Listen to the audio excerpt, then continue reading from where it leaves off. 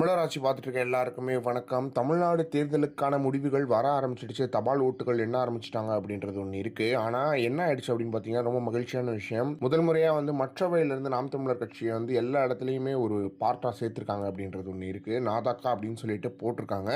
அது எல்லா ஊடகங்களையும் போட்டிருக்கிறது ரொம்ப மகிழ்ச்சியா இருக்கு அப்படின்னு நம்ம சொல்லலாம். ஏன்னா சீமானவர்கள் 8% வாக்குகள் வாங்கியிருந்தாரு போன வருடம் அப்படின்றது ஒன்று இருக்கு. அதனாலேயே மற்றவன் போட்டதுனால தமிழ்நாடே கொந்தளிச்சு தமிழ்நாட்டில் இருக்கிற அணியை நிறைய பேர் இதுக்கு எதிர்ப்பு தெரிவிச்சிருந்தாங்க அப்படின்றது ஒன்று இருக்கு.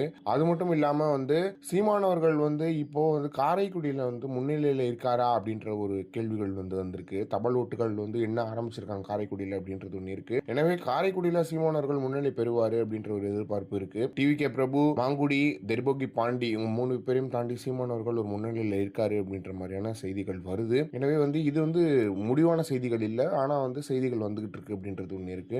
அதாவது தபால் ஓட்டுகள் அப்படின்னா கவர்மெண்ட் எம்ப்ளாயீஸ், அதுக்கப்புறம் வயதானவர்கள் போடுற ஒரு விஷயம். எனவே இதுல சீமானவர்கள் ஒரு முன்னிலையில் இருக்காரு அப்படின்றது ரொம்ப மகிழ்ச்சியான விஷயமா இருக்கு. அதை தாண்டி இங்க தமிழ்நாட்டில் இப்போ திமுக முன்னிலையில் இருக்காங்க அப்படின்றது ஒன்று இருக்கு. எனவே இது எப்படி போகும், இந்த ரிசல்ட்ஸ் எப்படி முடியும் அப்படின்றதெல்லாம் நம்ம பொறுத்திருந்து தான் பார்க்கணும். ஏன்னா இது வெறும் தபால் ஓட்டுகள் தான். இன்னுமே இவிஎம் மிஷின்ஸ்க்கான ஓட்டுகள் என்ன ஆரம்பிக்கல அப்படின்றது ஒன்று இருக்கு. எனவே இது ரொம்ப சாதகமா இருக்கு. நாம் தமிழர் கட்சி தம்பிகள் ரொம்ப துரிதமா வேலை பார்த்துட்டு இருக்காங்க.